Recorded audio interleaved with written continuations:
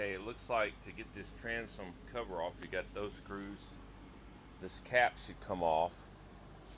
The transom, luckily, doesn't go all the way to the bottom. It only comes to about right here. So it's only that much across. I'm going to have to pull this piece out right here, just in general, just as I redo it. There's a load of screws underneath this. I'll have to get those out of there, because I really want to get everything off both sides of that transom so that I can seal some holes up that I'm never going to use.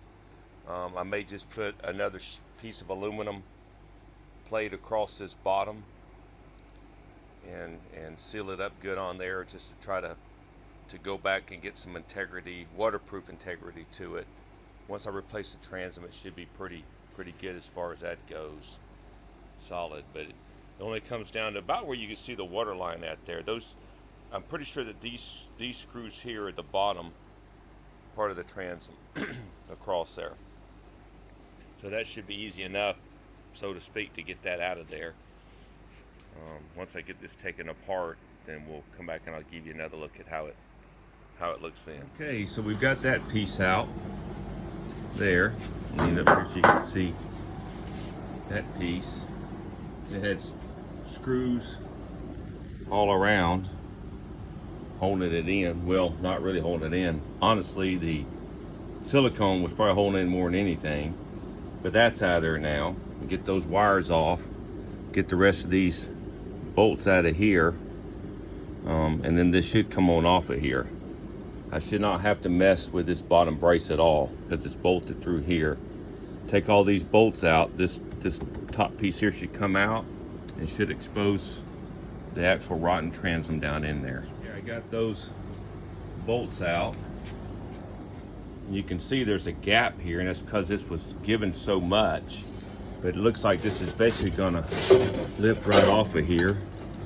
Short of a couple of bolts there. You see what kind of condition that's in.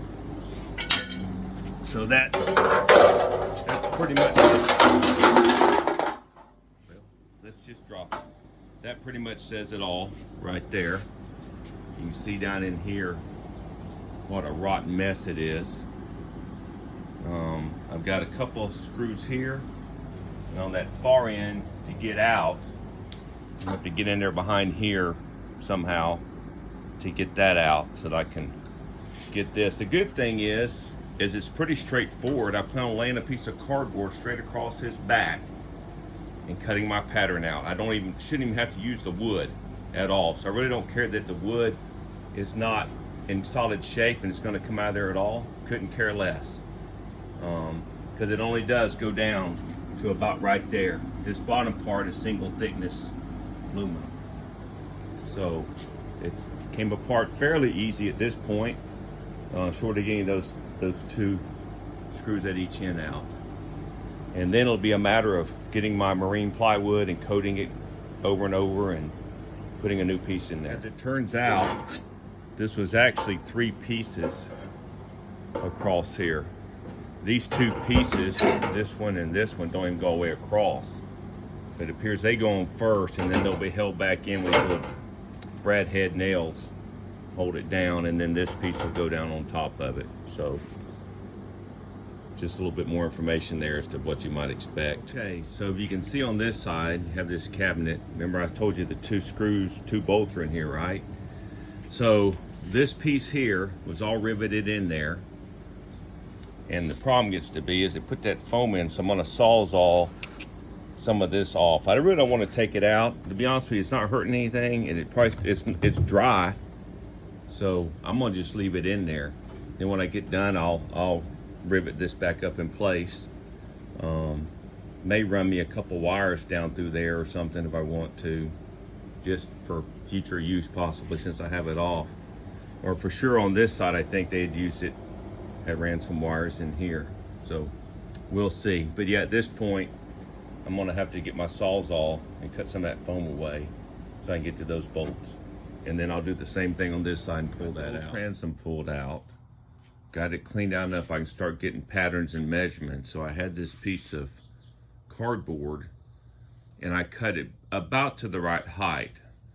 I'm not worried about the height here. Right now what I did is I taped it in place because I made it a hair longer, because this is about 58 inches and down the bottom is about 57 and a half.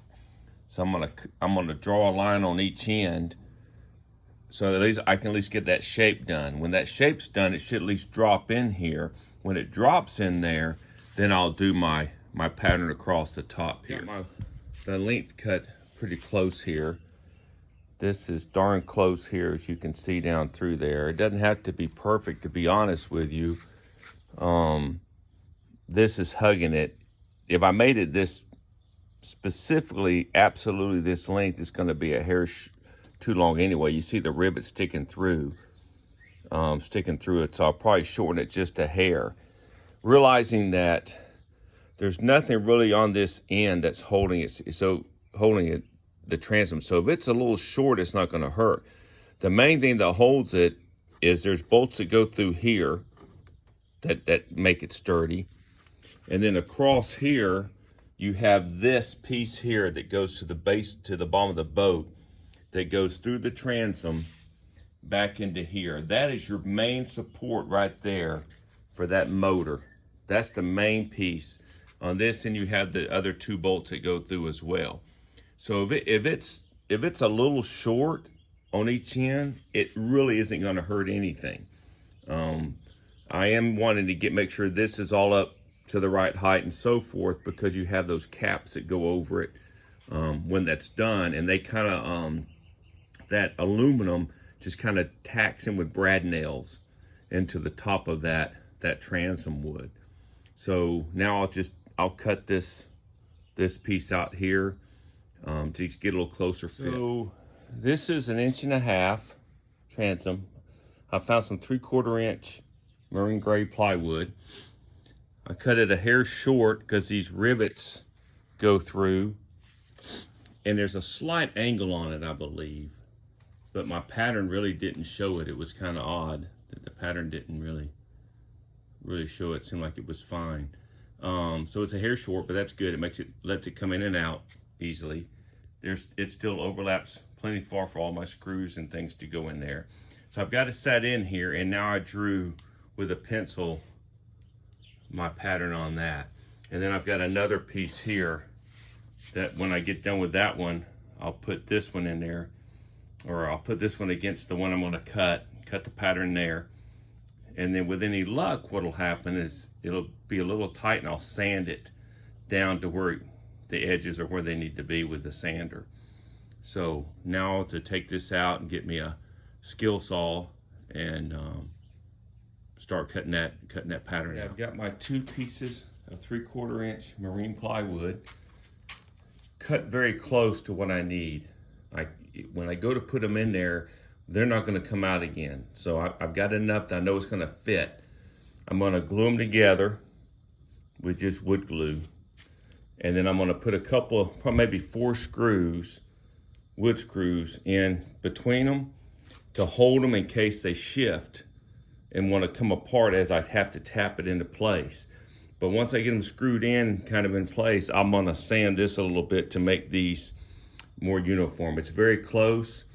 The long sections here, fairly straight, I did with my circular saw, and I just used the jigsaw to cut the curve. Jigsaw's the only way I know to really do it.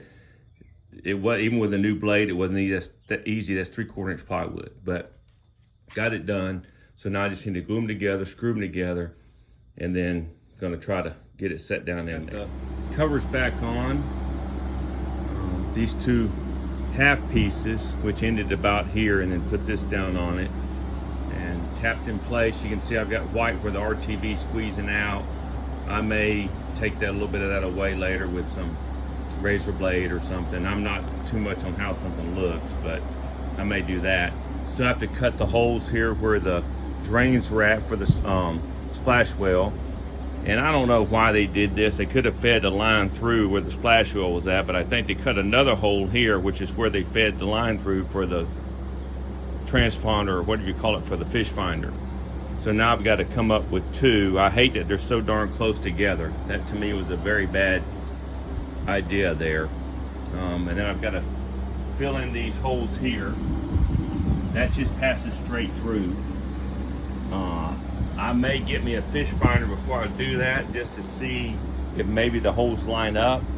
If not, I'll probably RTV a piece of small aluminum plate, put RTV behind it, put it on there and screw it to it so that it kind of seals those holes up. I'm undecided on that, but I'll get back with the video once I get my holes here drilled and get my pass-through plugs put in.